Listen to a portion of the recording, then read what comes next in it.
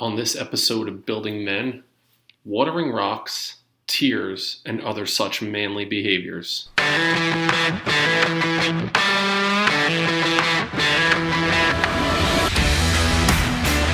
Welcome to the Building Men podcast. I'm your host, Dennis Morolda. Building Men is geared toward helping you become the strongest version of yourself, mentally, emotionally, spiritually, and physically. So on this episode of Building Men, I do an interview with Dr. Mykee Fowlin. Mykee Fowlin is a doctor of psychology. He's a motivational speaker, and he's just an all-around change maker in the world. Mykee's programs combine both his professional acting talents and his psychological training. He has this mission to create an atmosphere of worldwide inclusion and tolerance towards all people. He's worked extensively with pretty much all age groups in the United States and other countries. His work includes peer mediation, diversity trainings, gender equity workshops, and violence prevention seminars. I met Mykee Fowlin over a decade ago, and I brought him to do motivational speeches to a middle school group in Little Silver, New Jersey, and he blew me away with the way he connected with the adolescents in the audience and actually every single person that was there observing this. And I just know him to be just an amazing individual. And so I spend the next hour and a half pretty much talking to Mykee about leadership, about sports psychology, about trauma. We talk about the idea of nature versus nurture, watering rocks, you'll see how that fits in, and how our individual thoughts on masculinity has really impacted how both of us have shown up in all areas of our lives. So I hope you enjoy this interview with Dr. Mykee Fowlin. So did you grow up around here? Did you grow up? I grew up in Toms River. Oh, okay. So I grew up right before that World Series championship stuff. So Casey Gaynor, Todd Frazier. Right before they were just playing Little League ball when I was in like high school, I guess. Yeah, they were probably. Yep, they were still in the Little League, and then probably just a couple years after I graduated, that's when they had that whole explosion of Little League World Series, and yeah, I like Frazier. I like it. You know, he just has this very Jersey, Jersey guy. Yeah. His voice, everything. You know, I just love his personality. And there's some like that. That's the other thing that's hard to train. Like the idea of leadership is an interesting thing. Like you can spot it, whether it's even positive or negative. You can spot a leader. You know, just in the way they almost view things, you know, and just the way, and some leaders, how they can just make other people better players, you know, around them, you know, where, you know, then you talk about people like Mike Trout. For me, he's like a quiet leader. Like, I guess he gets his guys pumped up, but I love the leaders that you notice the difference if they're not in the lineup, where I feel like people tell me Mike Trout's the best player right now. I'm like, well, here's the thing, like, his team always falls under 500. There's got to be some difference that he's going to make the people. It's not like he's had bad players around him. I know the pitching has been not great on that team at all, but I don't know. There's just something that where Derek Jeter, to me, just had that. He didn't have to get in your face and yell, but he was going to take the lead and come up with that big moment, come with the big hit. It's funny. I think a lot about nonverbal communication. And so what I do, I'll work with schools now, like I mentioned to you, and I talk to teachers about, you know, strategies dealing with their kids in social emotional learning, you know, capacity. And so I think a lot about nonverbal communication and what you're communicating. What I think when you talk about leadership, you can probably not hear any sound and just view how like a leader is, and you could just see just the body language, like how they stand, how other people stand in relation to them, and be able to pick out like that kid is going to be a leader or he is a leader. You can just see it based on their nonverbals. Definitely, and you see that, and when it comes to sports, I just find there's different leadership styles that people will have, and some appeal to others more than, you know, like I'm not the kind of guy necessarily where I want someone yelling at me, although I do respond. You know, I grew up with a dad that yelled a lot, so I don't really get it. Doesn't like affect me. Like, don't yell at me, like, because I'm like, you can't yell as loud as my dad. You know, that's what isn't happening to me.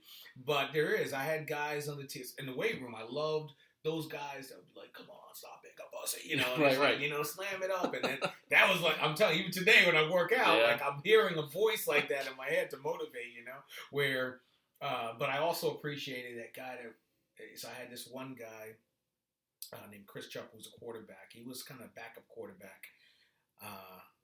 This guy would see when I was down, I wasn't playing or whatever, and he would just say, hey, keep your head in, man. We're going to need you, you know, keep your head into this game, and hey, it's all right, you know, sit there, talk to me, you know, and I've always admired, and it's funny because after the 10-year reunion from high school, he showed up. Everyone couldn't wait to see him because he had gone on with his modeling career, and you know, he was actually professional hockey first and come back, and so everyone's like, "Where's Chris Chupp? Come on, my goodness, Chris Chupp's coming!" Right? He was talking to people that no one else gave the time of day. And he didn't have to now, you know, like he never did really, like he never was any different in high school. He just made people feel comfortable, you know. He didn't feel like he had to, because he's a very good looking guy or good athlete, that he had to show that over anyone, you know. And it's just like, that character to me is like, it's a very admirable trait, you know. And I love that. I love seeing people who have that trait to make those who are even the scrubs or those who are the disregarded feel like they're included. It's funny you mentioned the word character, and that's the thing that just amazed me about you, being able to get into characters as you're you know, doing. So you have the three that I saw the two. You came to my school, and it was small crayons make marks. Oh yeah, small crayons make bright marks. Yep. And then it was You Don't Know Me Till You Know Me. Yep. And now you do one, I Am Not the Enemy. I Am Not the Enemy is kind of like part 2 of You Don't Know Me Until You Know Me. I don't do that as much, which is fine, because what ended up happening so originally my thought with You Don't Know Me Until You Know Me was, okay, here I have this is like an intro to me. It's like, and then the I Am Not the Enemy will be going a little bit deeper and creative in how I even put it together. So in that show, like the first character is this guy who's in prison. He's going back to one of those, you know, like when they have those programs where they bring like some prisoners into schools and inmates in schools.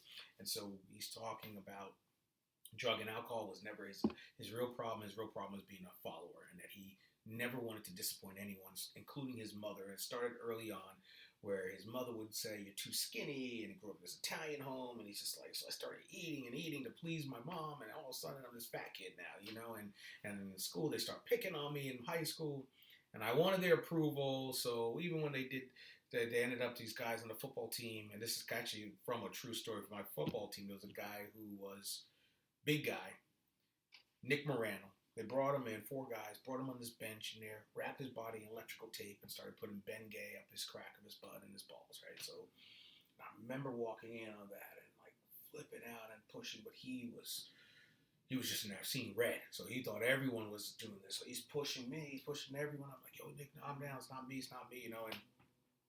But I've never been able to shake that experience of watching that happen, because it was like, why would they do that? You know, why would they humiliate him to the point where, like, on that? So in this character talks about that, and then he talks about sort of graduating high school, and you know, he's partying to be accepted in high school, has his own business afterwards, and he's just like still partying. And one night, he and his buddies all having a party. They stop drinking and smoking in the morning, and then they need a ride home, and you know, they're just goofing around as he's driving his friends home, and hit a little girl and kill her. Okay, so, and he ends up in jail. But then the next character is this girl who's really struggling emotionally and depressed, and has been hospitalized a number of times. And it started when her family started pulling apart. Parents are now divorced, and her little sister was hit and killed by a drunk driver. And that was, you know, so each story is connected, and the whole thing with I'm Not the Enemy is that if you keep on going around pointing to, like, I don't like that person, eventually you're going to realize they're connected to you somehow. It's come back to you, you know? And so I love the concept of what I created, but I felt like it's hard to find a lot of places of levity and humor. And so I feel like I'm try to rework it in other ways, but it's almost like it doesn't have the same punch as You Don't Know Me Until You Know Me. And partly it's that I do You Don't Know Me all the time, you know? So I'm recreating things on there. It's not like where this one is kind of like similar script every time I've done it, you know, with some tweaks and stuff, but I get to tweak You Don't Know Me Until You Know Me all the time, you know? So that's made it grow very differently. And so You Don't Know Me Till You Know Me, are there 4 characters? Let's see, there's Jermaine, the 6-year-old boy, the football player Octavius. There's Ben, the guy with the Hate Me hoodie. Sabine. No, I don't know if you saw. Did I do Peter Gould, the guy CP? Guy had CP? Yes. Okay. That's where, I mean, every kid is crying during that part of it. So five characters, basically. And then my personal kind of story in there. Yeah. And so how did you develop the characters? Did you take little pieces of experiences like you mentioned with the kid Nick that you went to high school with for the second one? Were these characters created on your experiences? And You Don't Know Me Until You Know Me. It's kind of like more thematically I thought about this show. Like I've said that the whole concept for me was that none of us are one-dimensional. And so to miss out on these 3-dimensional parts or these aspects that are multi-dimensional, that we're really missing out on the whole individual, right? So I think one of the things I always wanted in every character that I do in that show is like, okay, oh, I see where he's going, and then like, oh, I did not see that, you know? And I think that's the zinger parts where I really want. And then, so seeing someone like Peter Gould, who has CP and makes people feel uncomfortable being around somebody that may be drooling or in a wheelchair that way, and you almost think they're not really that intelligent because they have a disability, and just saying, you know, and having a sense of humor about things was really an important part of that.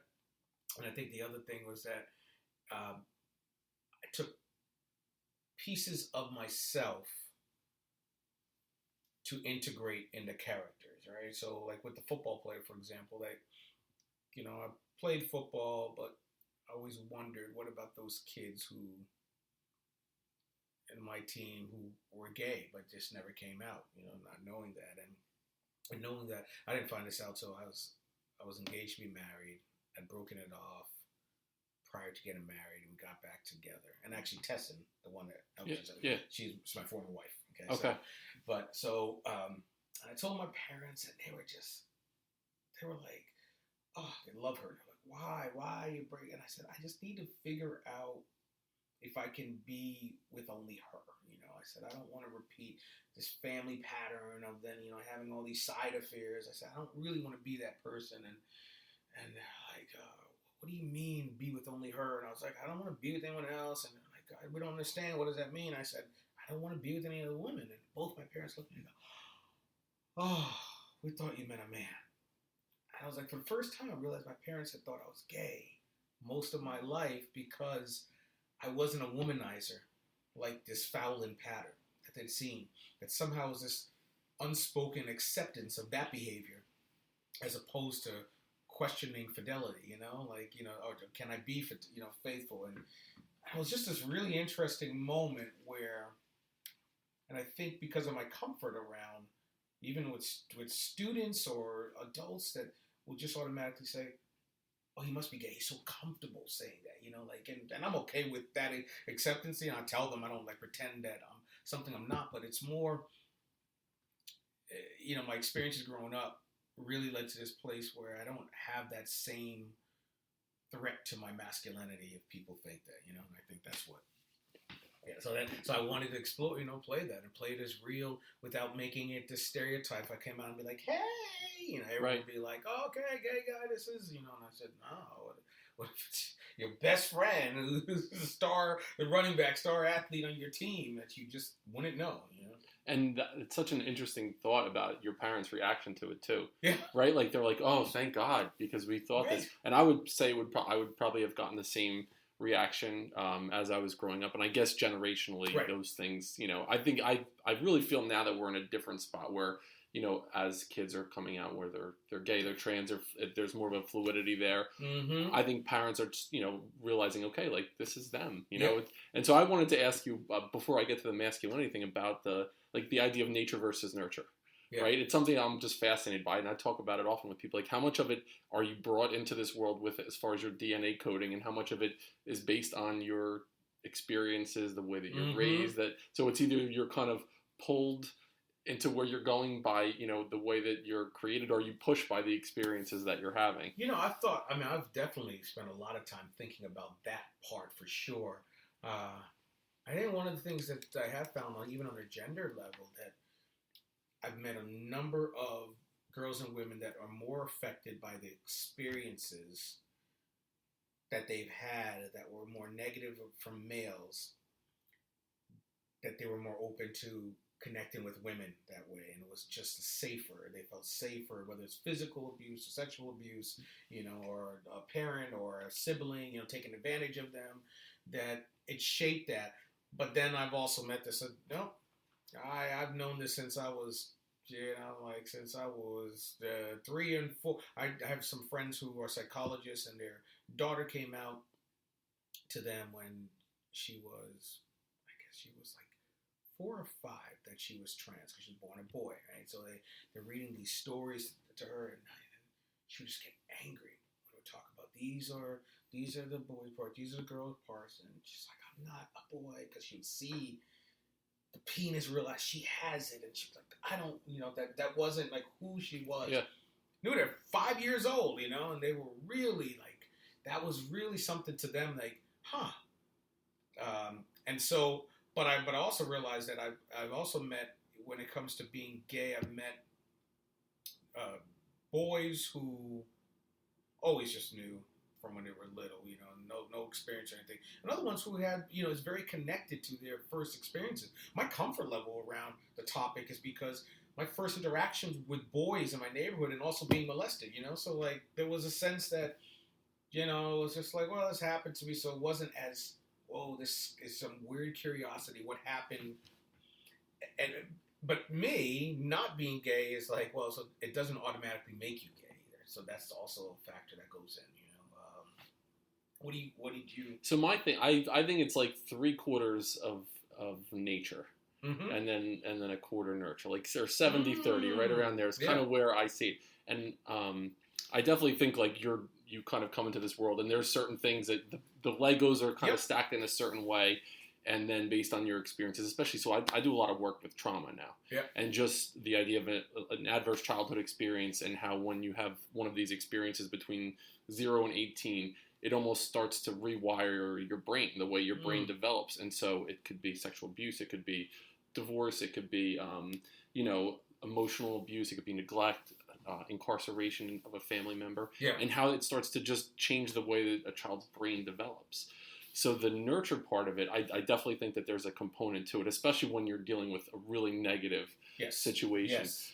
But there are certain things, like I'll just see my son will say something, or and I'll be like, that's some of the things that frustrate me the most are the things that I do that I see in him that I don't let him, like, man, I wish. And then he does the same thing back to me. I'm like, you know what, that's coming from me. I need to take a deep breath, because I put that into him in some way, shape, or form. Yeah. No, I definitely think the heavier weight is on nurture, not nature, not nurture. That it's really like you're born with a certain. I watch my daughter bounce around, and the way she can't really focus the same way that my ADD works too, and then also, like you say, take that deep breath and realize, well, what would have worked?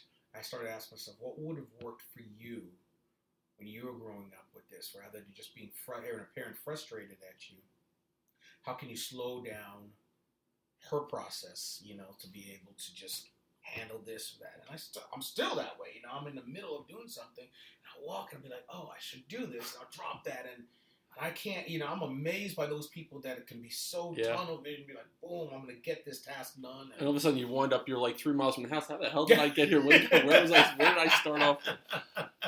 Yeah. I get that. I definitely get that. So that part is real, and it works on stage for me, so that's the part. I've actually been talking a lot about this, that instead of just focusing on what's the dis and disability, what's the ability in that, and what do you do? So the question I posed to myself some years ago, what can I do better when my ADD is on overdrive that I cannot do as well when it's not active at all. And I realized that being on stage, like even though you don't know me until you know me, I've never written it down as a script, right? So the first time I rehearsed it was a live performance, right? And in my head, I could just see this outline, and I pick from the outline. As long as I know how it starts in the middle and how it ends in my head, then I can connect it to anything else next, right? But I would never recommend. I sometimes get these people like, I want to be a motivational speaker. Can you give me tips? And I was like, I won't give you tips from my life. I can give you tips from the way that other people have went about it, and I can tell you what I did, but I wouldn't recommend it because that's not. It's like when you see in baseball analogy, when you see that pitcher or that hitter do everything. You never teach a hitter or a pitcher to do this way, but it works for that person, and you have to also accept that within yourself. Like how Ricky Henderson used to hit. You would never teach a kid to have a stance like that, but shit, it worked for him, right? Yeah, never. You ever see like with Clint Frazier when he's hitting? Oh my God! He turns that one leg completely into the catcher. Like, I can't even do physically. It hurt me to do the hip mobility to be able to do that. But that is but he has such quick hands, and it doesn't matter if he's not generating enough from his legs, It'll be interesting as he gets older and his hands start slowing down, what adjustments will they make, like on that part. But, yeah, I just think that, and so when I actually talk to people, let's say, hey, there's no, copying it will only go so far, but you have to really find your own voice in that part too, And so I know that I've utilized my depression and my anxiety and my ADD differently than I did when I was younger, and all I wanted to do was turn it on myself. Why do I feel so sad? Why do I? Yeah. It's interesting. So I started the podcast at the beginning of July. In the beginning, I wanted it to kind of replicate how I would work with adolescent kids when I was a principal. Like these were the things that I wanted to do, and it was, a 15-minute episode, and it was like, all right, let's talk about, perseverance. Here's a couple quotes. Here's 3 steps that you can take, wrap it up, and then send it out. And both my brother and my mother were like, listen, you need to be able to let people into who you are. That's the only way it's going to work is if you share a little bit about yourself. So it took me maybe, 10, 12 episodes until I'm finally like, all right, I need to check myself and be vulnerable enough to share who I am. That's the only way it's ever going to work. Be able to wrap it around a story. So tell a story about something. So one of the first episodes I did was about approval seeking, that I kind of switched the script a little bit. And I was like, all right, I'm gonna recovering approval seeker. Yeah. I cared so much about what other people thought for such a long time that it kind of changed how I showed up in relationships. And I was always worried about disappointing people, even not being authentic to myself, agreeing with people that I didn't agree with just because I wanted things to be smooth.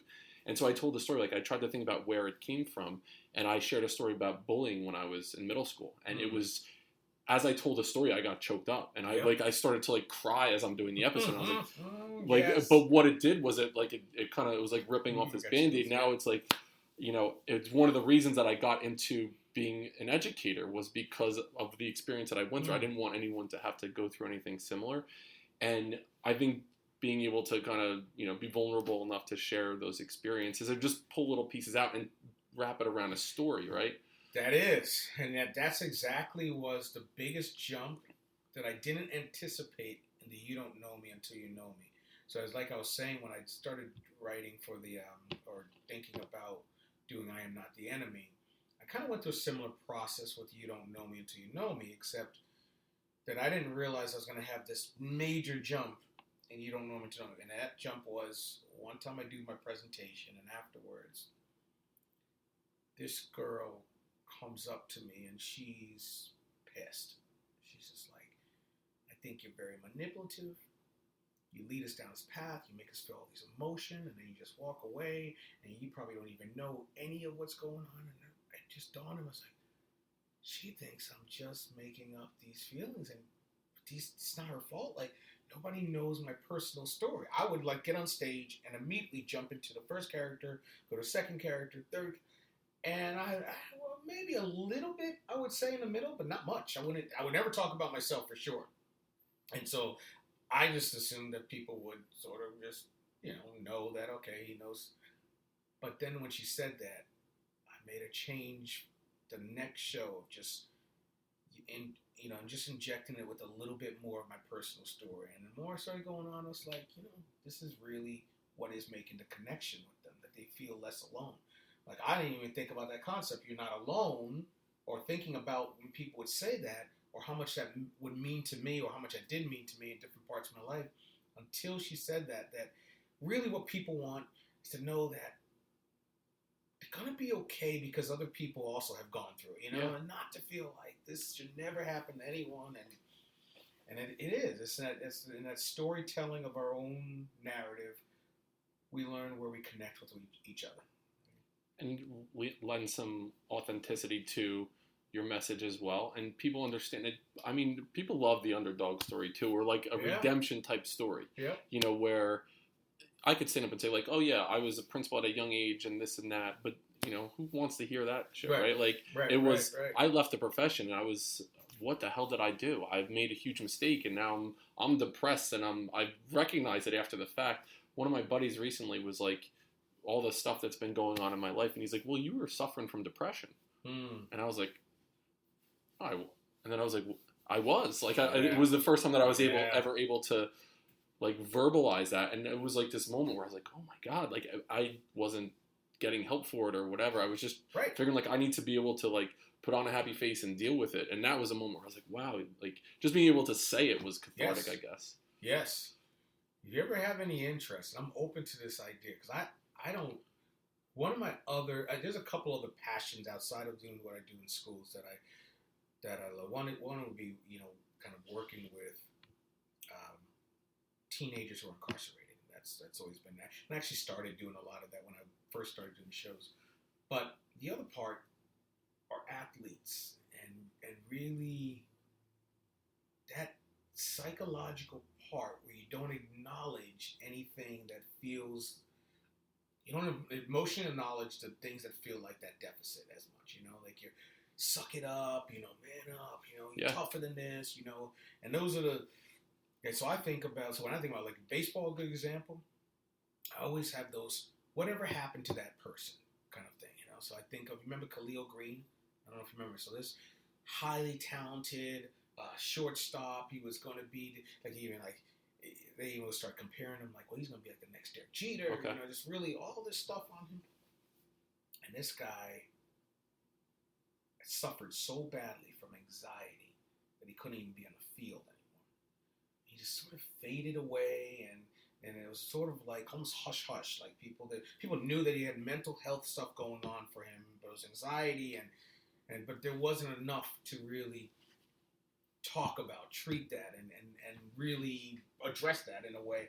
And I love the idea of using my psychology background and my performance background to figure out something to address those needs for those athletes. We have these athletes that are just, they're walking around and people just see them as the athletes and they produce. But, you see some of the professional levels, basketball, football, baseball, they're head cases. These guys Chuck Knobloch, he couldn't throw the ball to first base after, right? Right. Just like, what's going on where, what is more, it's the confidence, but what else is happening that you're losing? You remember, I don't know if you remember seeing, he was pitching for St. Louis.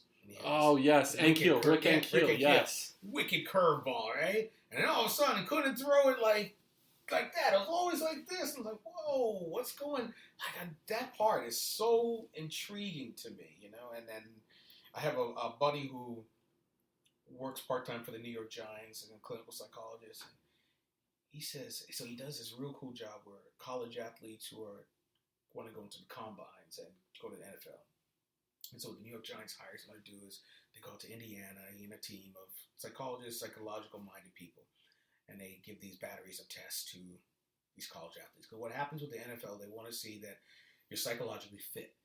But each position has a different makeup, right? So that part was so interesting. He's like, so when we're looking for a quarterback, we want to see leadership skills, we want to see how they do under pressure of both intellectual and emotional stimuli happening at the same time. Are they able to separate the emotional part and just focus on the ability to say, okay, I know there's a lot of chaos going, but there's my target. That's what I'm going to, right? And he said, one of the interesting ones was the offensive lineman, and he's like, "What do you think we look for in the Giants?" And I was like, "Well, besides their size, I guess like almost like that teddy bear." And he's like, "Yeah, that's a factor." He's like, "But we want to see if they majored in engineering." He's like, they have to be the smartest guys on the field because they're protecting the quarterback. So they have to be able to read maps and designs, And I was just like, wow. Oh, yeah. So he's like, because they have to know when this person crosses here and that person there, they're going to have to be here because that quarterback, that's why they get paid after the quarterback the most. You know? And because I almost lumped linemen, offensive and defense, because you're in high school, you can switch both positions. So I often just lumped them the same. He said, no, the defensive linemen, they're not that bright. We don't. They're really not that bright, but they're aggressive. Go get them. Almost right. That's just it. Go get them. Like they're almost like sick, and that's it. That's all they have. He's like the linebacker is almost a combo of the offensive and the defensive lineman. And he says, but they have that intelligence, but not necessarily as smart as the offensive lineman. But they have this aggression. And he said, and what the New York Giants looks for is a story when they're interviewing them of when they were younger, where they hurt someone. They want to see that the linebackers have hurt someone in their past. He said, then they get marked on the interview, Pitbull or Alley Cat, and those are the highest praises. And it's just like and then we get shocked, like linebacker beats up his girlfriend. Well, duh, you were kind of looking for that, And so it's just this really, and then he asked because he actually helped me to figure out what's going on when I started having panic attacks watching football on TV. And he said, what position you play? I said, running back. And he goes, well, see, the running back, he's like, the most successful running backs in the NFL, one is that they know how to find escape routes for problems. They're really good at problem solving.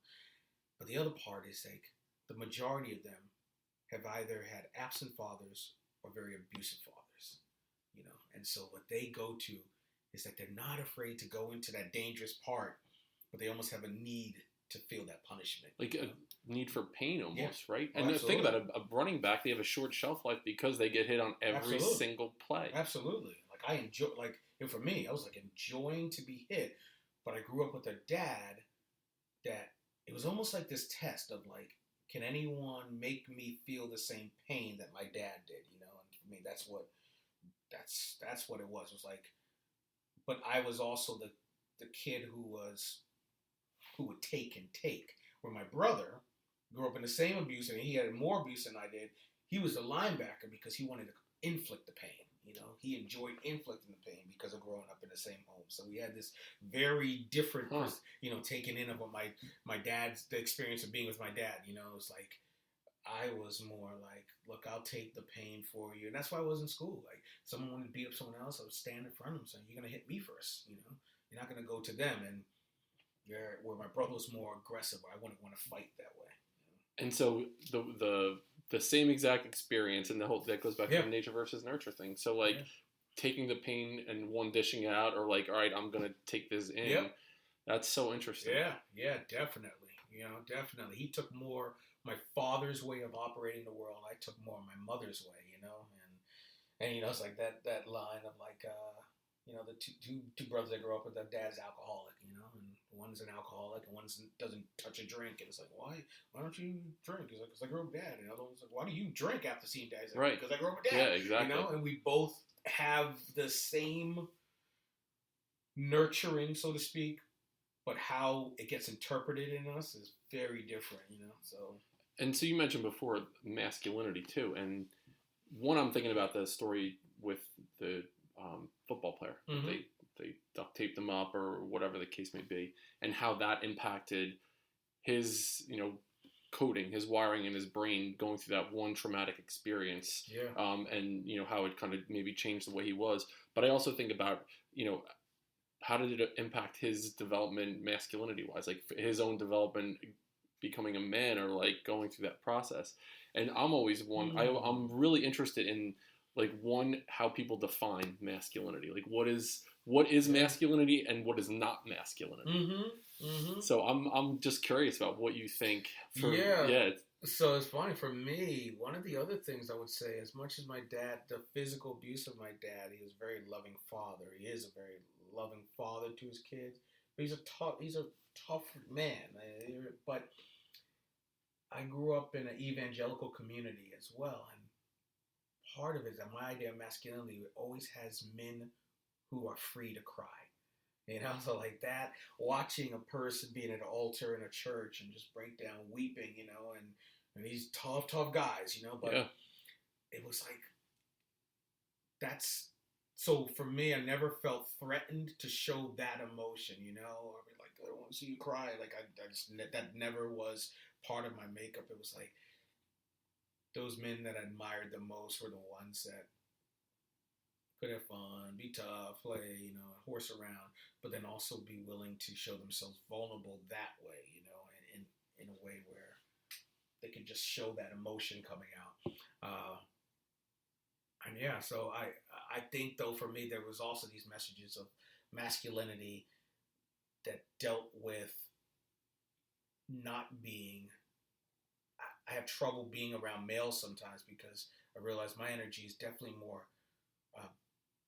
so much more even emotional, and like the femininity part of me is like having a purple house where I never crossed my mind, where I think, well, some of my friends will see it and be like, it looks good. Like even the guy who painted the house, a friend, he's like, yeah, this purple's growing on me, man. He's like, it's growing. He's like, like 280, big guy, and he's just like, this purple's growing on me though, I gotta say, and I just like, I never even think about it like, why wouldn't it? It's a beautiful color, but it's attached to this idea like guys should not like this, or guys, like, well, what kind of guy are you? And so there are these parts at times, and even like I remember one time asking my cousin who, I mean, I don't know how many women he slept with in his life, but it's definitely in thousands, right? So it's definitely, but he gets his praise of being this, oh, look at you. Oh wow, you have a new, 3 different women this week. Oh, and there is a sense of that alpha male that there was a part of me that I would have never liked that, but that was something like, oh wow, I admired it from a distance.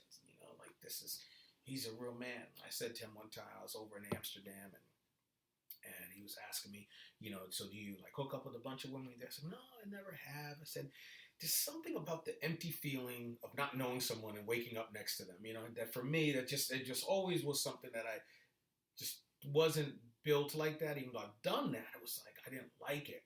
And I was like, you know what I mean? Like you wake up near a stranger and you just like feel empty. And he's like, I have no effing clue what you're talking about.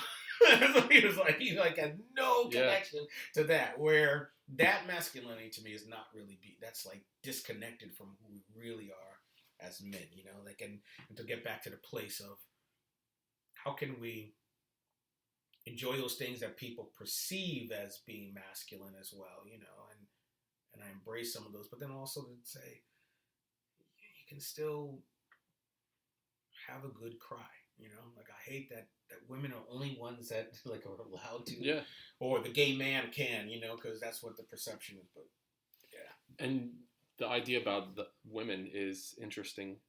There's a book that I read. It's called Season of Life. It's a book. I'll share it with you. The author's name is Jeffrey Marks, and it was a book that I would use with the Building Men group. And basically it's about a high school football coach who was a former NFL player, and he was this larger than life character. His name was Joe Ehrman, and he lived life to the fullest. He wined and dined and slept with as many girls as he could, and like he played for the Baltimore Colts in the 70s, and he had this younger brother who it was his world, his younger brother, and his younger brother looked up to him, and the younger brother dies of cancer, and he's like lost. He goes, all this fame and fortune I have, and I wasn't able to do anything for my younger brother, right. And he has this total shift in his philosophy of the world, and he takes a step back, and so he develops this idea around what masculinity is, and he says, and initially, kids are growing up, and they base their masculinity on athleticism. Mm-hmm. So as kids in elementary into middle school, like kids that are put on this pedestal are the ones that are the toughest, the strongest. They're the best on the basketball team or whatever. Like that's how masculinity is seen, and that kind of carries through, and then there's this kind of gray area, and then it turns into in high school where it's how many girls you can bang. Yep. And that goes into college, and there's this next set of where it's all about a notch on your belt, and how many girls you can be with, and then you're seen as this more, more of a man or more masculine in a status sense. And then it turns into how much money you can make. Mm-hmm. So then it becomes dollars and cents and a financial thing, and you could have the biggest house, the biggest car, and show your level of success and masculinity by tangible things that you have in your bank account. And so it's this kind of progression of what masculinity is. And he's like, every one of those things can be taken away from you. Every single one of those things you can lose. And if you base your masculinity on things that someone can take from you, you can break your leg and not be able to play sports again. Yes. You could suffer from ED and not be able to, get it up. And you could, there could be a situation where you lose your, finances based on the stock market crashing or something. If you base masculinity on those things and they could be taken away, then who are you? Like that's what being a man means to you, right? Yeah. So he's like, you have to turn inward and say, being a man needs to come from inside, not from things that I could get from the outside. Yeah. I think, right. And so part of my masculinity equation, too, is the leadership role. And again, not in a way that women can't be leaders, but more that I take it as I take it seriously, like as in a developmental, that my masculinity is like, be the stand-up person, be that stand-up person. That, and interesting, the cross-section between masculinities and femininity, that certain categories, I'm just thinking this right now, that certain things that I might say, this is what masculine means to me, that someone who says this is what femininity means to me could be included too, right? That strong leader within them say that, but it's just like, I wonder if we ever talk about where they can have the same things in their categories. I don't really ever remember having a conversation sitting around with boys and girls or men and women and talking about, well, what is it? Where are we alike that can define masculinity, can define femininity, that can be the same too? And you could totally be, into your masculinity, but still believe that feminine women. They don't necessarily, you don't have to call them feminists, or they could identify as a feminist. Right. They could still have the same kinds of characteristics and appreciate each other and come together and have these conversations. They don't have to be on opposite sides of the table. It could be like a yin and a yang kind of idea to support each other. I just had a conversation about that last night. It was so interesting that, when you could each just be the best version of yourself, and especially when you're bringing something into a partnership or a relationship and kind of support each other in that way. Yeah. What's still like for you? You have like the most important thing, like when you think about yourself as a man, is there something that you're like, I really like this quality that's feels tied to being a man for you? I think, and this is something I realized recently, I think it has to start with a purpose like a higher purpose, a higher calling. Like there's something you don't settle for just the status quo or what other people think you should be doing. So I spent 12 years as a middle school principal pretty much, and I thought that's what I was supposed to be doing because it had a certain status as far as, a degree, it had as far as financial success. It kind of carried with it this like cachet that I was a principal. And I did like it, but it wasn't what drove me. It wasn't my passion. I finally had to have this moment where I was like, if this is what it needs to be about something larger than that. So I feel like a lot of what I base my idea of masculinity on is having something that is a purpose, that it's something that you're being pulled in that direction. So like there's this purpose from that I'm going towards that, and I want to help other people be the best they can be, the strongest, physically, mentally, emotionally, spiritually, like just how can I help people get to that point? Right. So I feel like there's this level of duty to pay it forward to society in some way, shape, or form. And I always liked helping people, and I liked speaking, and I liked engaging. I don't get nervous when I talk, in any way, shape, or form. So I always felt like, and you now can't train that either. No, that's a nature thing, I think. And so it's now I'm on my journey trying to figure out how do I do that. And so I'm like, so every day I'm like, maybe I could try this, maybe I could try that. I need to step outside of my comfort zone a little bit to try new things. But even this, like, sitting down and interviewing you about some topics, this is something that I've never really done before. And so that's a big part of it for me, is that idea of a purpose. Yeah. No, I like that. I don't know if I'm thinking like what thing. think it's not as far as in like a purpose, but the quality is being decisive. Like I feel that's a very masculine trait, like in me. Like when someone says, "Where should we go to dinner?" Like I want to be able to have options, and not just to be, if I say to my girlfriend, "Oh, you want dinner? What do you want?" I don't want to be that person anymore. Right. I'm like, well, we can do here, here, and here. There's something about being decisive that I like, and people sort of rely on me to have that. Do you, show me the way, or show me not the way, but just show me. Do you have like a direction we should go? Like what kind of? I said, I don't know. I'm thinking about this. You don't have to do this with me, and also to be comfortable enough that I don't need anyone to follow me. Like that's for me. Like I don't need anyone to. I don't need to call up someone to say, "What are you wearing to this event?" Like I'm gonna wear, and I feel I'm gonna wear a fucking purple suit. Right. That's what I'm gonna wear, right? That's what I want to do. I'm watching my female friends will say to me, "Oh, I never heard of that restaurant. What should I wear, or what are you going to wear?" Almost to base off what they wear, and I get it, and I think that's nice, but I'm like, "Hi, that's not me at all." I'm not really thinking on that term, and sometimes it helps to hear that because I'm like, okay, I need to stop being so decisive. Right. But that is like part of. I like that. I do like that about.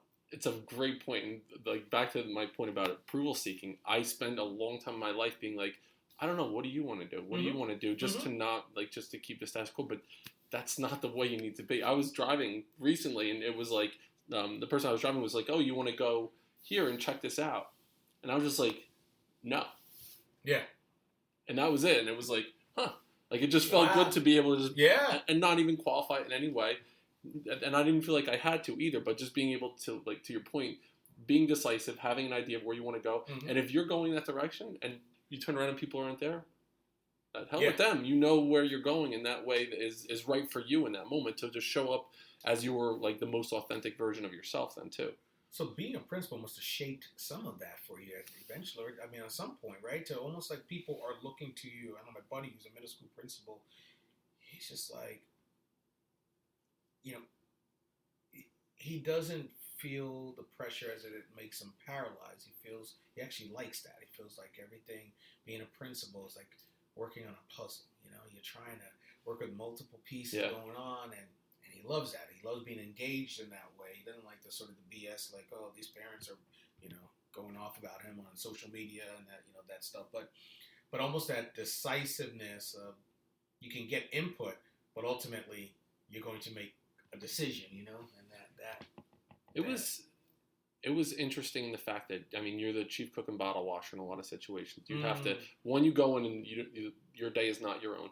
Yep. You could have your plan of what you want to do, and all of a sudden, the fire alarm gets pulled, or there's a fight, or there's, a racist comment written in the bathroom wall, and you have to kind of downshift and change your whole day in that way. I like the leadership role earlier on as a elementary teacher. I taught 6th grade, so it was my second year as a teacher, and there was a position open as like a grade level chairperson, and so the guy who was in that role got the job as the assistant principal. And he's like, Dennis, why don't you become the grade level chairperson? And I was like 23. Okay. It's my second year teaching. Okay, I had to lead meetings and do the budget for the grade level. And I remember thinking like, I don't know if I can do this. I'm younger than everybody else. He's like, give it a shot, see what you think. And I liked it. I liked, being able to say, okay, this is what we're doing, or getting input from people and making decisions. I think what happened was I was comfortable in that role, but every day, like, I felt like I was trying to also make people happy all the time. Yeah. People would come to me with problems. I had to solve them. And a lot of them was like, all right, how can I make, Mr. or Mrs. So-and-so happy? They're pissed off about their kid's grade or this and that. Yeah. And then there was this. And I tried to just smooth things over as much as I can. And that started to seep into my personal life. And I started to act in this way where I felt like I had to just always keep things smooth. And the conflict, I dealt with so much conflict in my work on a daily basis that in my personal life, conflict it didn't sit well with me. Right. I had a tough time with it. So that's when I went through that whole process of like, all right, I was trying to seek approval in so many different ways. I wasn't showing up, and I had to take a step back and like, all right, you need to do some work here. That's really interesting, because that is too for me. I am a peacemaker by my, so I grew up where So I grew up with 3 siblings, but my sister Joy is about almost 12 years, 11 and a half years younger. So she lived in a different world then. So, but my sister Michelle, my brother Roy, my brother's 2 years older, my sister's 2 years younger, and they didn't get along. They still don't really get along. And so I felt like most of my childhood was trying to bring peace between them, and then always this mediator, and that was the role. Where even when I get in discussions with people now, I think that's my first instinct. It's like, and especially in this political climate, it's funny when people they want to be an extreme, and I'm not good. I'm glad I'm not good at being the extreme. I'm not like, well, I always want to listen to people and say, well, I think the people that I call my friends, regardless of where they fall, like on political lines, they came to this point because something made sense to them that's rational. What is that thing or those things that make sense to them? I want to understand it. I want to understand it without just lumping them into this category, like, because you're voting for this person, or you're a Democrat, you're a liberal, or you're a conservative.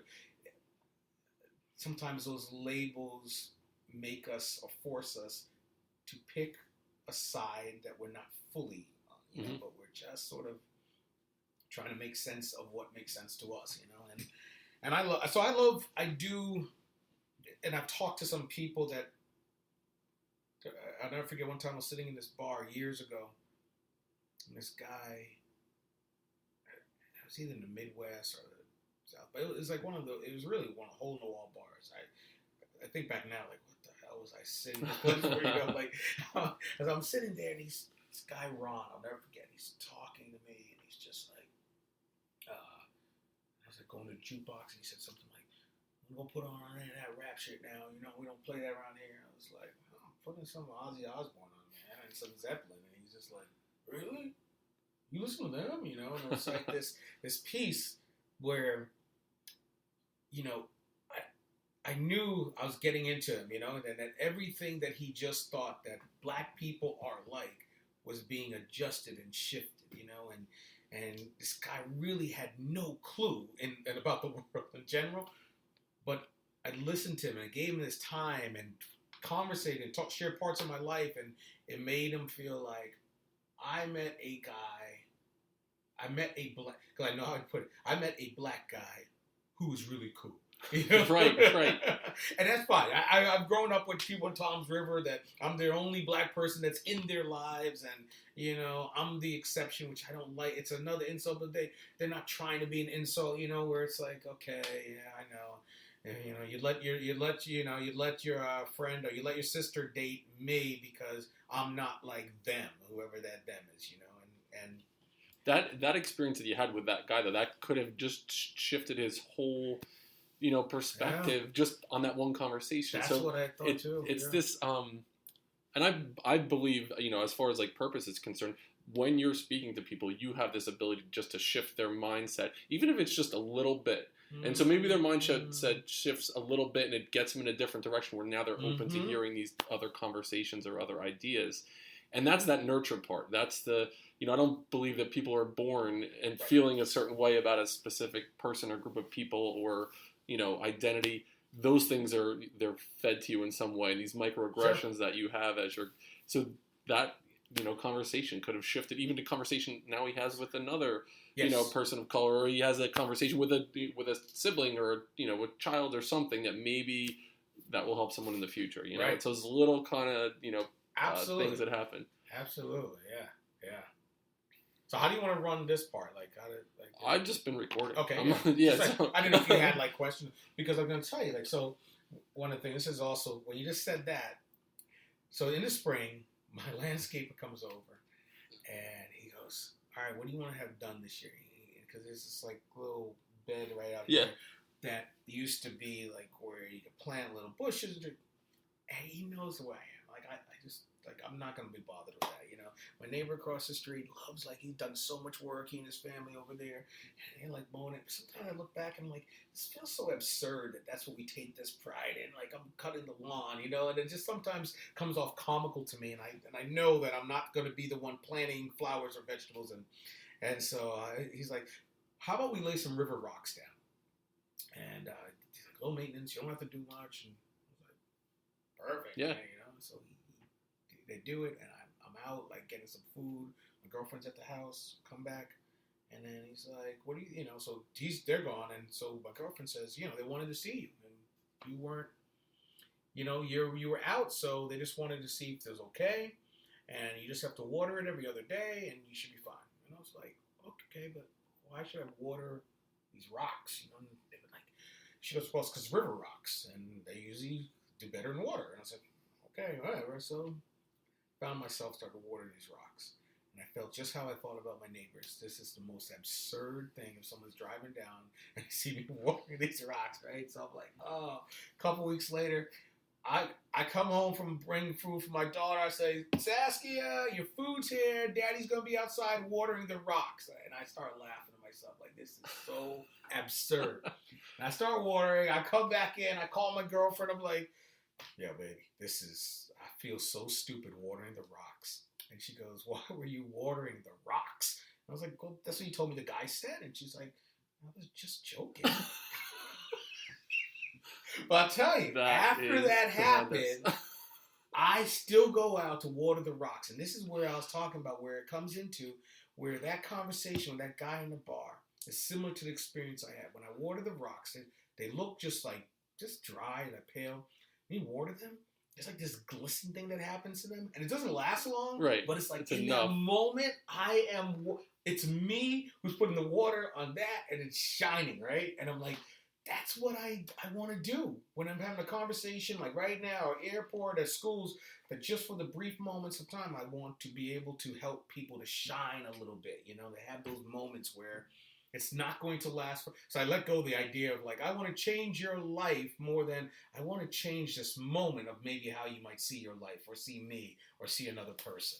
And I'll tell you, we talked before about being able to tell a story. Yeah. When you can connect, kind of having a conversation that might have an impact on someone's idea of racism and how they perceive a race, and you could wrap that into watering rocks in your driveway. That's a hell of a storytelling adventure that you could bring someone. Yeah, so that's the other cool part, and this is the part that's why the advantage of starting to talk about your experience and yourself is that you will start to make connections that you can't really. I can't teach someone, but what I tell people sometimes, the advice I'll give them is like, well, how can I start? I said, pay attention to everything and the little things, the details. You're driving, pay attention to, and then to ask yourself, well, what can I say about this thing that is not connected directly to that thing, and it's something connected to something else. And so I just found that now when I hear a story or see something happening that I'm like, huh. And then like my brain now doesn't even sit there and think like, what does this connect to anymore? It's just more like, yeah, that reminds me of this, and to be able to take those. You ever read Robert Fulghum? Mm-hmm. Okay. His ability is phenomenal to just do that, look at something and extrapolate it into life lessons. And you start reading and you're like, how is this going to get to here? Yes. How does this like maze go through? And then at the end, like, that was brilliant. Yes. I listened to, there was an influencer summit. Brendan Burchard. No, what's an influencer summit? So basically, a guy named Brendan Burchard, I don't know if you're familiar with Jay Shetty. He does On Purpose, and he just wrote a book called Think Like a Monk. This has changed my life, and I've listened to the audiobook 3 times already. Okay. He is he grew up in England. He's of Indian descent, and he speaks about how his parents wanted him to be a doctor or a lawyer, like in this, and he was so interested in the monk lifestyle. Mm-hmm. And so he leaves and he goes to an ashram, I think it was called, for 3 years and became a monk.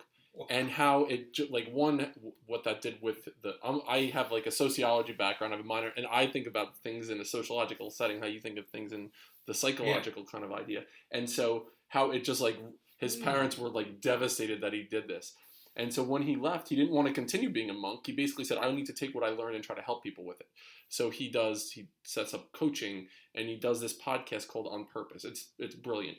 The guy has like millions and millions of followers. And so he published a book called Think Like a Monk. And a lot of it is like how you think about how you think. And so all these lessons about like things that he learned in that process. So back to the initial part was Brian Burchard is a motivational speaker and life coach. So he sets up this influencer summit. And so he does, it was like 12 one-hour interviews over the course of 3 days. He did it via Zoom and then put it on Facebook Live. Yeah. And so there were like tens of thousands of people that signed up for this summit. And he did interviews with people. And then people were commenting, and I believe he's publishing it now on his own podcast. But one of the people that he interviewed was basically like, you need to be able to pick out 10 stories. Think about your life and pick out 10 really good stories that you can be like, here's a story, and be able to tell it and then wrap in like a bigger idea into that story that you're telling to draw people in. So the story that you just told me, that made, that resonated with me because of that. So I'm racking my brain for different stories of, my youth. I'm like, there was a time that my dad made me get up on a freaking ladder. We had bats in the attic, right? And so he made me get up on the ladder. We had to count how many bats came out of the attic. And there were 16 bats that flew out of the attic.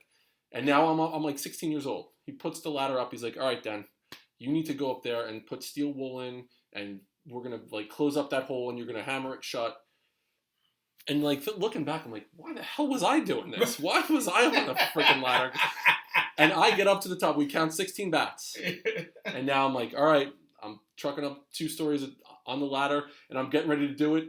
And I hear like this, like, and I'm like, oh shit, there's another bat in here. Right. I don't know if we miscounted the day before, or there's like this little engine that didn't make his way out yet. And so I had to like hold on for dear life as another bat flew out of the attic. Oh. And it scared the shit out of me. Oh, yeah. And then I close up the hole or whatever, and I get down, and I was like shaking, right? And I mean, I don't know, like, is that a story about perseverance? Is that a story about dedication? Is that a story about being a dumbass who wouldn't stand up to his father to go up to the... But that's a story that I, like, write yes. all of them, right? Yeah. But that's one of those things where, you, like, pick a story out and then try to make it fit into a message that you're giving, especially when you're up on stage in front of people. That was advice that they said. Don't go out and say, hi, my name is Dennis, and here's what I do, and blah, blah. Get them with a story. Tell a story, and then people are like sitting in, well, what happened next? Right. And weave that into your conversation about whatever topic you're discussing. Right. I'll send you the links to that stuff. It was really, I was like glued to it for a couple days. That's super cool. Yep. Yeah. So I feel like my mind works in that format. Even the book that I've been writing for who knows how long now, but I mean, one of the things that, so I finally figured out, okay, this is going to be I finally have a title. So I've gone through different titles, I think, through the years of figuring out what I'm going to do. And then I was talking to my dad, and he has said this, I mean, since I was little. He used to just say, and I used to take it as an insult.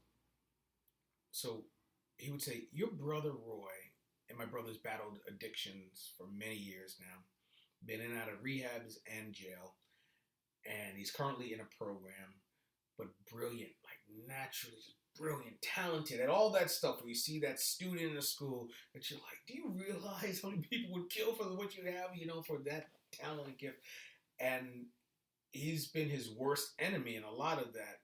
And my dad would say, your brother is always so smart, just naturally. You had to work more for things, and you were always unassuming, son. You were just always unassuming. And when I was growing up and I would hear that was, you just weren't as smart as your brother, like that's what it always come across. And I was like, okay. And he would always say this to me, and I would always take it in a more like, I know, I'm unassuming.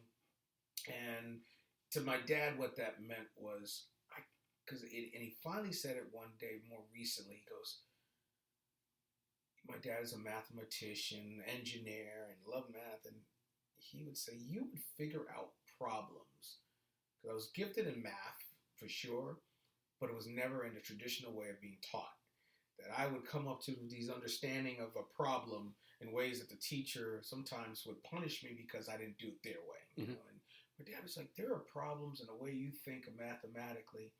I still don't understand how you come to that, right? You were just always unassuming. And for the first time, it's like, it wasn't something negative my dad was saying. He was just saying because it's not traditional in the way of the framework. And it was like, that is the title of my book. The way I see the world is it's not in these traditional ways of things, and you can't really predict it. And then I can't remember what the actual definition. My dad tends to use words in a way it just sometimes it makes sense to him, but not necessarily the definition of Webster. Right.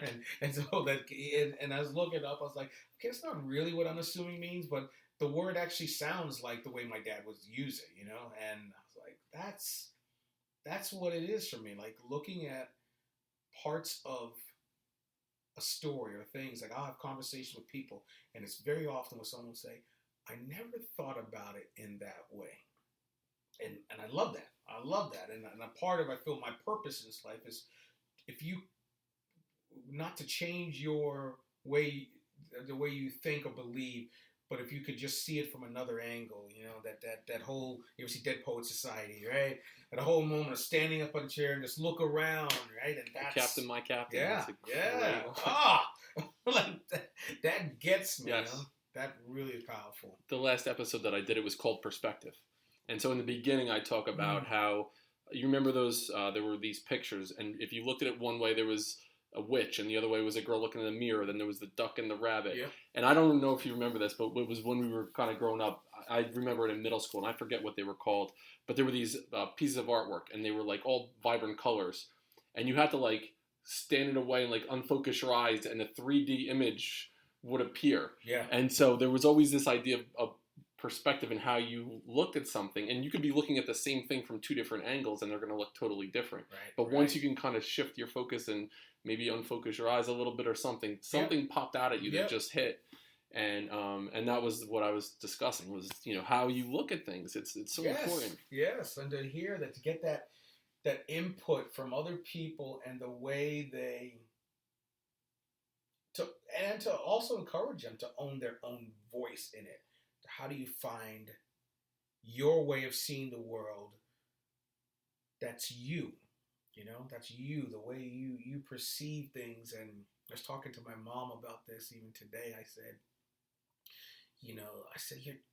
said, Dad thinks because he has a master's in engineering that all that academia makes him somehow in more control of you. My mom only had an 8th grade education, grew up in a poor country, Jamaica, was working on the farm after that, and has a very sickly child.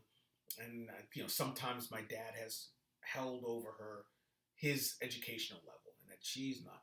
And I said, but no, Mom, your genius is just a different way of seeing the world. Like your compassion is your genius. The way that you will take your experiences on the farm and apply it to life is something that Dad cannot do, And she would talk about like my brother, for example, and how my brother, because when he's doing well, he makes you believe that you almost forget, like, there's no way he'll touch drugs again. Look how well he's doing. His life is great. And you can have this great conversation with him. 2 hours later, you won't hear from him for like a couple of months because he's back out there. And he's like, how did that happen? We were just having this great connection. Like, what made it snap? And she says to me, she goes, Mykee, I've come to realize your brother is just like the good cow in Jamaica. And I was like, the good cow? She's like, yeah, son, yeah, I used to milk the good cows in a farm. And when you milk a good cow, they'll be over a bucket. And when you're milking them, they won't move, they won't do anything, they'll just give you milk. And it gives you lots of milk. And it actually will keep on giving you milk till you fill up your entire pail. But when the good cow sees that you've done, it'll kick over the pail. And she goes, your brother is the good cow. It's like, that is like her wisdom. That's that part right there. That doesn't matter. My dad having a master's, like, you're not going to be taught like that in a classroom, right? You just you're living and you're realizing that.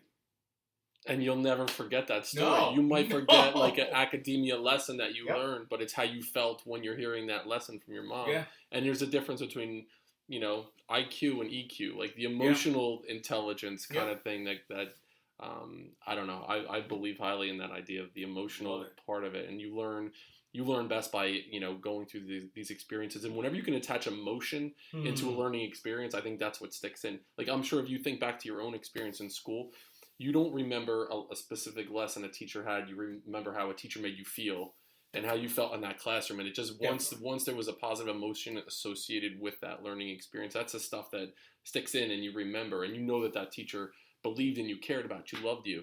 And it's like that story with your mom. And it's another great story, too. Yeah. I mean, that's one of that's one of those stories, right? Right. And so the collector, I remember one time I had this audience member come up to me, and they started off by saying, they go, look at me, and they go, since you're a collector of stories, and I never put myself into that framework of understanding, like, that's really what I do. Like, you see in my house, you see books there, but there are thousands of books in my house, thousands of movies, you know, like, that was one of the things that brought me comfort as a kid when I didn't have friends around, that collections, and it's also one of the things that lowers my anxiety to organize collections, you know, and that is like this way of, so when I hear stories, I love conversations with people, and the idea of cutting off somebody because they don't believe like I do, or I'm in a relationship and my girlfriend feels threatened if I have female friends, like,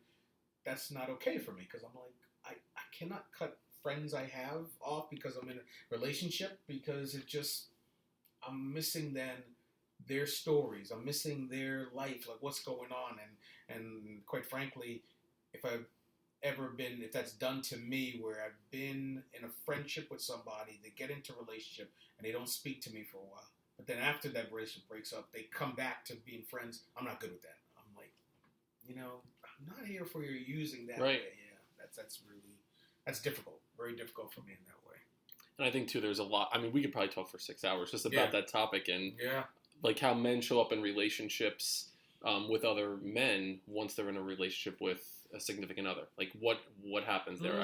I feel like, you know, going through, you know, a marriage that when I started in the relationship, I kind of lost touch with a lot of friends that I played college sports with, and it wasn't anything that was intentional, like, oh, you can't be friends with this person, right, but you're focused on a relationship and then kids, and you just kind of like lose touch. I feel men need to do a better job of, like, you know, one, supporting each other, but also like showing up for one another. Yes. And it's something that I've just recognized over the past couple months, like, you know, I'd love to see, you know, Ron again. I'd like to see Mike again. I'd like to see, like, guys that I kind of just lost touch with, and I'm sure I would, you know, we'd go out for a beer and things we'd pick right back up to where we were. It wasn't like an intentional thing, but just... And that's the other thing about guys that I do love about that. It's like, it isn't, you know, I love just the way we can pick up again, right, you know, without sort of holding all this emotional stuff to it. Where that part I feel like has gotten in the way a little more with some of my female friendships with myself. Like, it's a little more like, I'm trying to figure out, what does this mean? Why is this person responding this way? It's like my mindset is very different. But yeah, I've been a part of this men's group since 1993, so when I was in grad school, and all psychologists. The group's much smaller. It used to be like 12 of us, and now it's just 5 of us now. 5 of us there. We've been through these stages where I'm the youngest of the group, but I watched the different stages that we've all been through. You know, whether it's first getting through certain exams in graduate school, to graduating and getting your job, and how do you make this work, private practice, or, you know, and I was always an outlier doing the show and all this, but watching them married, families, all the kids in this stage now, and then now we're at the stage where one of the guys has advanced cancer. It's in like kind of remission, but it's like this, wow, now we're talking about the death of us, you know, like this is like really like, but the bonding with these guys has been such an incredible journey for me to emotionally connect with guys, and also just to be a guy, hang out, we're drinking beer, we're talking about the sports, we're talking about women, we're talking about just all of it, just like, and not to feel the shame of being a guy too. I think that's something that's almost, I feel like that gets lost nowadays in some ways. Like, there's a way that I miss a good, inappropriate joke. Right. Maybe I'll do one episode just on that. I'll just mark it as explicit and just say, listen, hide the children. This one isn't for the kids. Right. Oh, man. Like that. there are parts of and even professionally, right? So there's also this part, I feel like, the profession that we've both been in, where we're taking care of kids, and it's almost a place that it forces you not to be true to the three-dimensional parts of yourself, and that's, I feel like I'm fortunate to do the thing I do in schools where I can push a little bit of that edge, but there's a way that, man, like, the critique you get if you show too much of, like, sometimes I wonder, like, I'm out and what if a parent with their child sees me and I'm having a beer at, like, a bar, like, oh, man, the judgments that some may feel and some may say, I saw him drinking, and, what kind of what kind of leader is he, or what kind of person to be a role model for, my kid if he's drinking. I'm like, really? Okay. But just what people perceive leaders to be. Like, I find that I do what I do because I don't want to be in a position where people are looking up to me too much. Like, I like going to a place and leaving because I don't think people do well with the three-dimensional complexity. Like, I remember a book came out about Dr. Martin Luther King, and it was like, this woman was like, but he had affairs. And I was like, okay.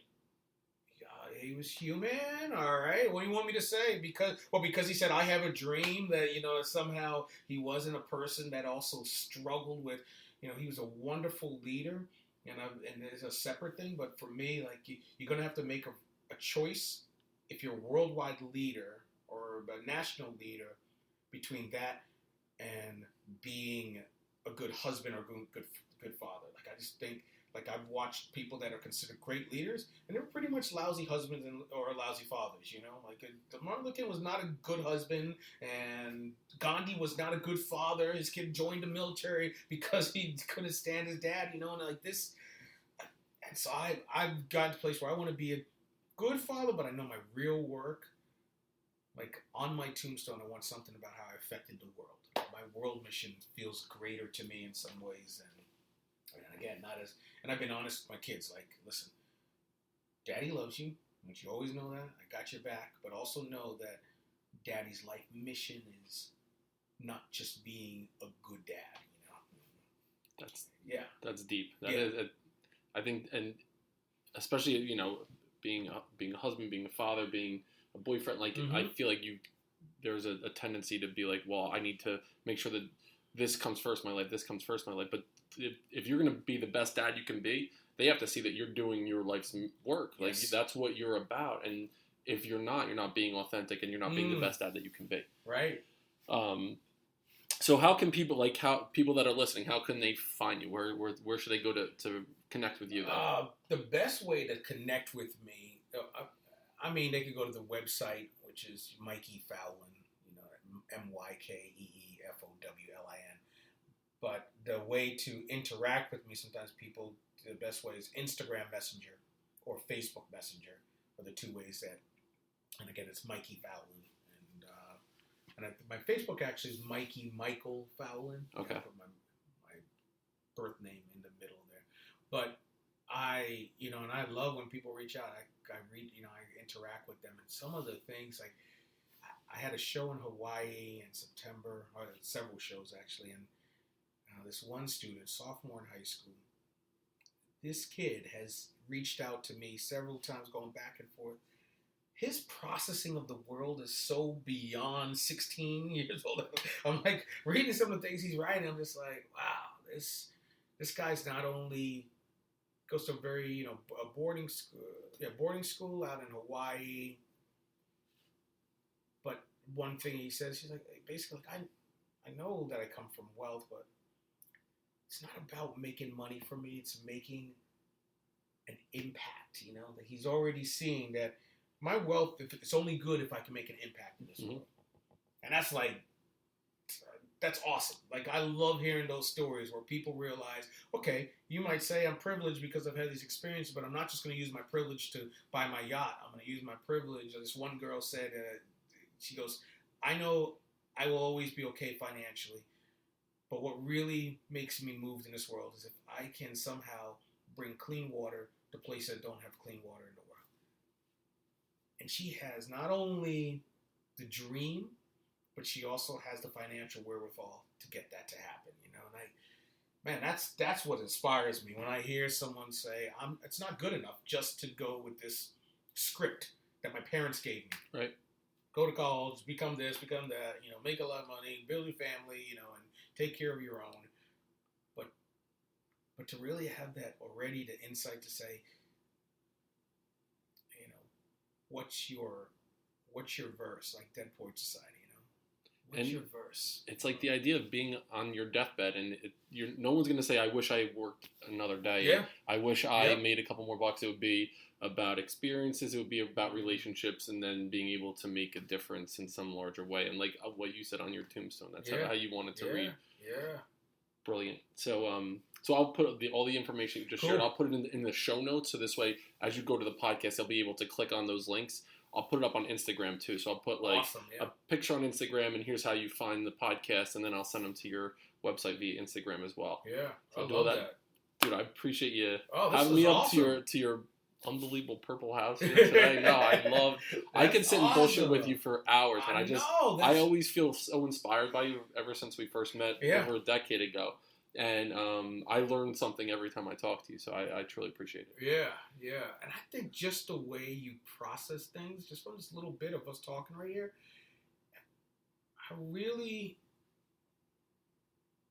there is that something else, you know, that you, and that's why I was thinking about the whole, when like, you know, sports psychology, you know, they talk about these things, but just almost like that idea of working with these groups that are forgotten about on that emotional intelligence level. Police officers, that's another area where, you know, police officers and veterans come back. We want to celebrate. Thank you for your service. And, you know, yet 22 per day are killing themselves. You know, there's something missing, right? Yeah. There's this idea that something is missing on that level. And there's one last thing I wanted, actually, the story I wanted to say as I was just saying that, was that I was in North Dakota one time, and I was asking the locals what they like to do for fun, and they were like, "Oh, you can go to the Teddy Roosevelt Library Museum," and I was like, that sounds a little bit like, you know, what the tourists do, and they go, "Oh, you want to do what we do?" Yeah. And these guys are like, "We wanted to know we're rednecks here," you know. They told me right away, "We're rednecks here." I was like, "That's cool, man." And so he's like, "All right," and they told me get in my car, you know. Go on the highway, get off on this exit, take this road, take that road. And I'm listening to this thing. I'm like, man, I don't know if these guys are setting me up for something, but I said, I'm willing to try and experience it. Now, when you get to this hill, you're going to be on this like dirt road for a little bit. You get to this hill, put your car into neutral. He's like, and you see your car will start to accelerate up the hill. And I was like, oh, really? He's like, I promise you. So I was like, okay. I get to this hill, put my car into neutral, and it starts to accelerate up the hill. Wow. So then later I'm reading on about it, that it's what they call a gravity hill. Right? So it's a landscape optical illusion where when you think you're going up a hill, you're actually descending very quickly. And so you better pay attention because you're going to have to put those brakes on really quickly. And so, but when you're looking, you really think everything else in landscape, the perception is so off because it looks like you're going up, but it's going down. And it's like, wow, okay. And so I do this, I'm reading up about it, and I'm like, and then so years later, more recently, I was realizing about that experience, because that happened probably over a decade ago, and I realized about the experience, like, I feel like times in society, we're taught to believe that the gravity hill is real, right? We're really taught, like, look here, you served the country, or you're getting good grades, or you got into a good school, or you got a good job, and you have all this. But inside, you're feeling sad, you're feeling suicidal, you're having all this stuff because the perception of how good things are, that cars, you cannot put your car in neutral and go up a hill. That is against right? And so you're not taking care of that inner part to really recognize your landscape of what's really happening. You're going to crash into something at the bottom of the hill, you know? And that to me has also become another metaphor in a story for me of like, I don't want to be fooled that I'm on a gravity hill. I don't want to think that everything I was taught about the way gravity works and everything else has been wrong because now I'm accelerating up a hill. doesn't happen. That's not what's happening, you know. And so yeah, I really think that there's some disconnect, especially in the masculine cohort, that's not being addressed in general by guys like us. Like it's not talked about enough. We're not talking about it enough. It's swept under the carpet, or it's put into a closet and like, all right, leave that there. That doesn't match with what society feels like if you were an athlete, if you were in a position that, you know, either in a leadership position or a position that people look at you in a certain way, that you can feel that same emotion and you can break down and you could feel into things. You deal with anxiety. Like I mentioned before with depression, like that's not something I just had such a tough time wrapping my head around, that I could be experiencing that. Yeah. Why can't I?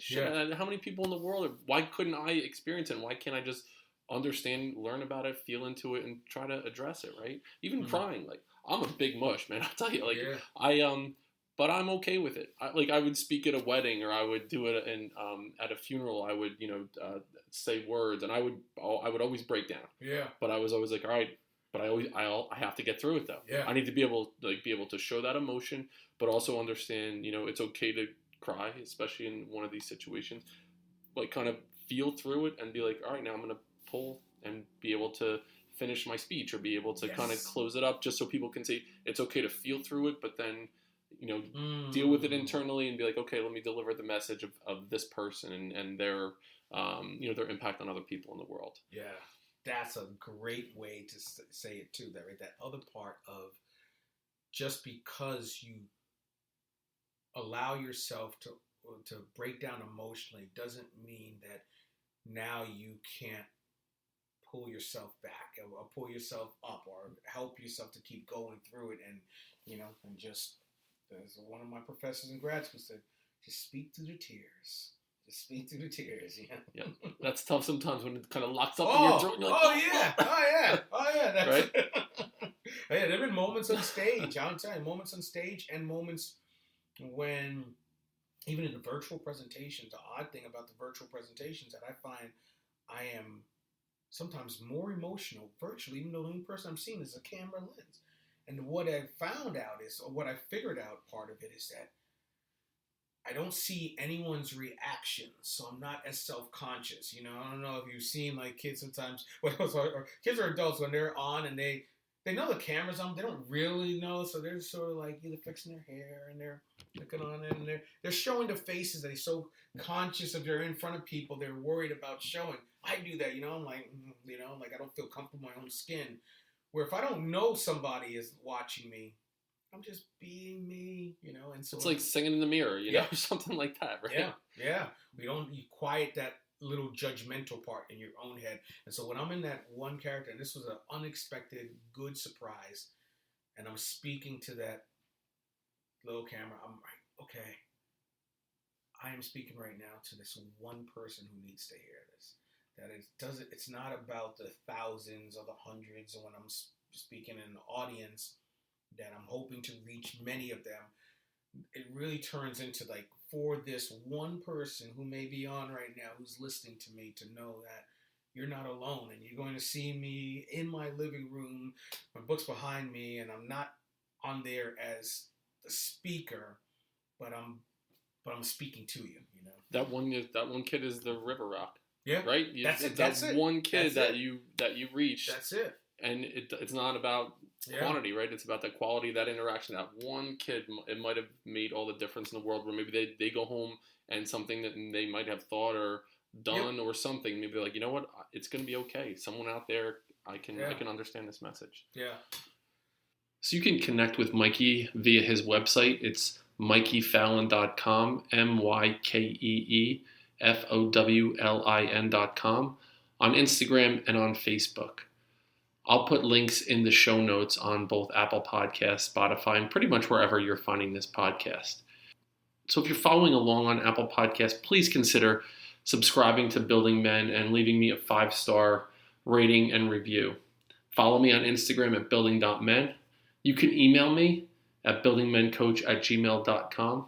I also wanted to thank Stephen Mathis, my buddy, for helping me get the Building Men website up. It's still under construction. I had a goal that I set for myself. By November 1st of this year, I was going to have Building Men website up and running. And with Steven's help, it's ready to go. It still needs a little bit of work, but I'm really proud that I was able to get that accomplished. So again, a huge thanks to Dr. Mykee Fowlin. What a great guy. Hopefully you enjoyed the show, and we'll see you next time on Building Men.